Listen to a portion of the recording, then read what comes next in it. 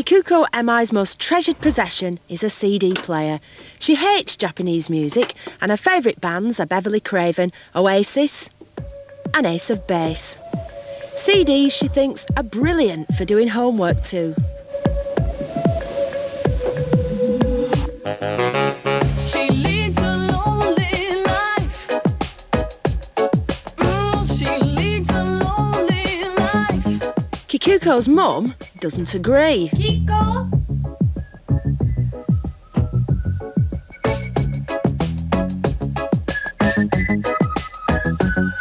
When she woke up late in the morning, like, and the day had just begun. She opened Kiko, her eyes音下げandて。 thought, oh, what a morning. It's not a day for what I Some things never change. same time.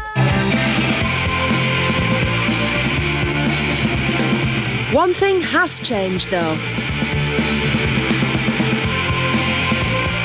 5 years ago, most of the shoppers in this Tokyo store would have been looking for vinyl records. Now, bar a few 12-inch singles, there aren't any. In fact, if you want to buy vinyl in Tokyo, you have to go to a specialist shop. Many bands don't even release records on vinyl these days. It's all compact discs. There's been a technology revolution in how we listen to music.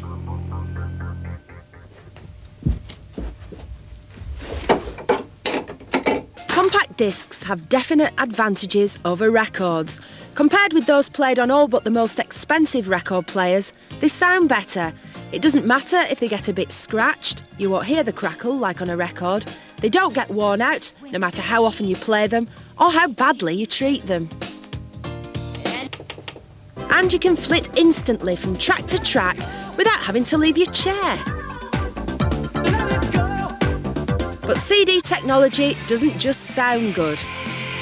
It can look good too. All the latest movies and pop videos are available on Laserdisc, a kind of giant CD you can use instead of a video. This is a karaoke machine. Inside it you'll also find loads of CDs providing sound and pictures which, in turn, provide hours of fun for Japanese teenagers.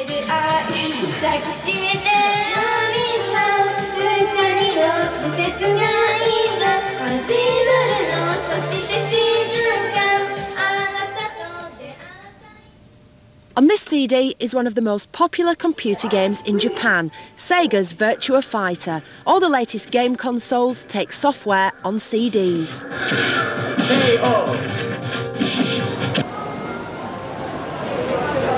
And now CDs have broken into the world of computers. This is the first of a new generation of PCs. It was launched in Japan in 1995 and will be available in the UK in 1997. Instead of saving your programs onto a floppy disk, it saves onto CD. Just one of these disks holds as much information as 450 floppies. CDs are really information warehouses for the technological age. In 20 years' time, basically everything will be on disk. Whether it's sound, video, data, it'll all be disk. Data is stored on disk as code. The concept is like that devised 157 years ago by Samuel Morse. In Morse code, the letters of the alphabet are represented by a series of short or long taps. The most famous Morse message was ... SOS. CDs store information in the form of a similar code called binary. Binary is just a number counting system for computers. It consists of zeros and ones, and all computers and all digital equipment uses it. Basically, binary starts out at 0 for 0, and then 1 is 1, and then 2 is 10, and then 3 is 11, and then 4 is 100, and so on.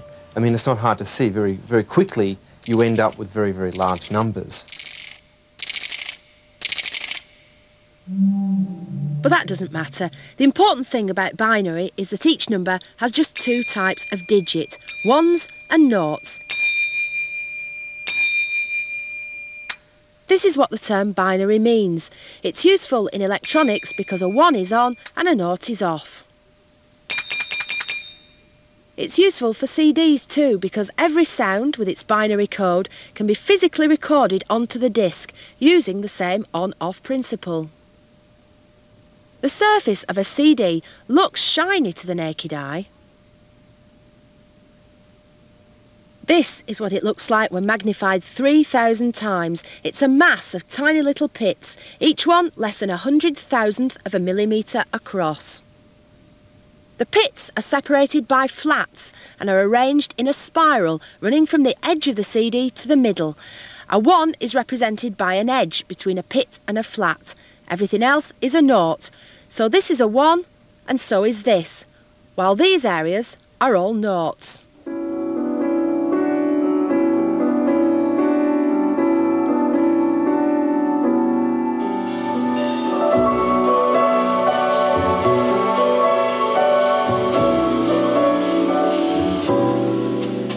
Though, data has to be turned into this code, and all the data, numbers, text, pictures and sound can be. Sound travels in waves. As it's recorded, the wave pattern is sampled 44,000 times a second. One single sample may have a waveform like this and may sound like this.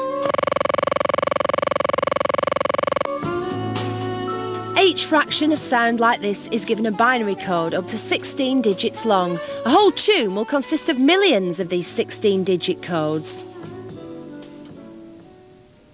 It takes about 5 minutes to manufacture a CD. The pits are burned onto a master disc using a laser. As the disc spins, the laser is either on and burning a pit or off and leaving a flat, according to the binary code the laser receives from the recording.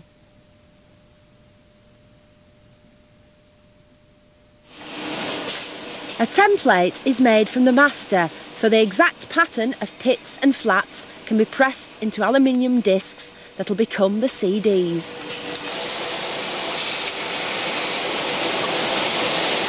The aluminium is then coated in protective plastic to prevent the playing surface from being damaged. Now the data is stored, trapped in aluminium behind a layer of plastic. Now comes the fun bit, playing the CD. The mechanism doesn't feel like a record stylus, but sees using a laser. That's why different types of CD are known as optical discs. The laser is directed at the surface of the CD. As the disc spins, the pits absorb the light and the flats reflect it, resulting in a stream of reflected light pulses. A light-sensitive device reads this stream as a series of ones and noughts. The information is then translated back from a digital into an electrical signal and passed to the amplifier and speakers.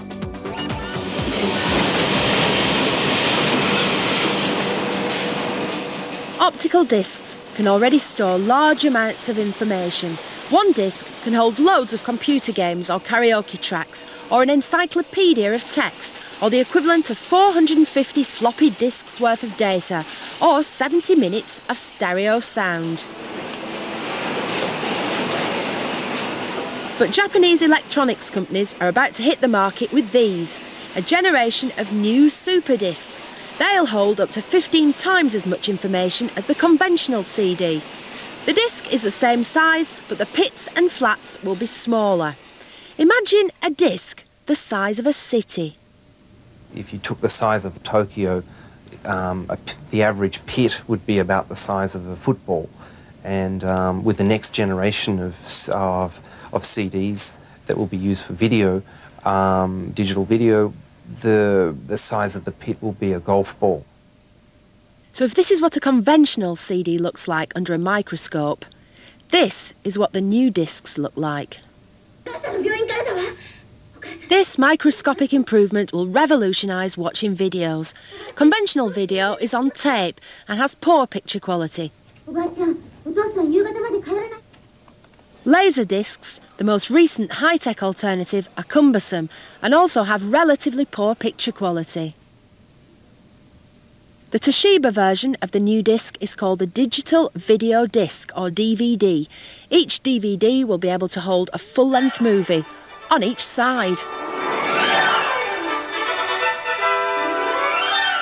The picture quality will be better than current broadcast TV pictures, with stereo sound and the option of subtitles in 32 languages. But our son is missing again. So he is. Sony have developed a similar disc called the Multimedia CD, or MMCD. Instead of information on two sides, they have two layers of information on one side. One layer is just like any normal CD, but the other layer is made from a semi-reflecting material. When the laser reads the bottom layer, it simply passes through the top layer. To read the top layer, the laser is just refocused.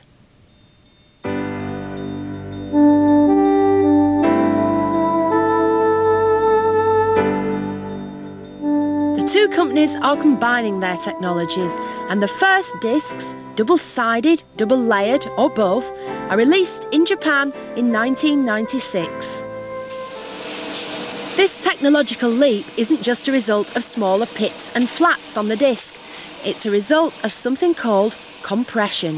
When you are filming something that's a moving image, for example, you're filming a car driving along the road, but the camera's not moving, but the car is. Well, all that's really changing from one frame to the next is the position of the car. So what you can do is you can strip out all the information that's static and just have the information that's changing from frame to frame to frame. This means that the data for each frame can be squeezed into fewer and fewer digits, so will take up less space on the disc. Without compression, you'd only get a few seconds of movie on one disc. If the technology progresses the way people expect, you'll be able to record video onto CD at home, and videotape with its rotten picture quality will disappear. So too will floppy disks, and the frustrating hours spent searching your collection for the one you want. And so will the idea of having separate machines for CD, video and computer. Instead, the home of the 21st century may have something like this, allowing you to listen to CDs, read them, watch them or compute onto them in one box. And as the 22nd century approaches, the pits and flats will get smaller still, and the capacity of CDs incredible. But eventually, and not so far in the future, that pit will be the size of a grain of sand in relationship to the size of London. We're talking about a single disc being able to store almost all the recorded history of humans since time began.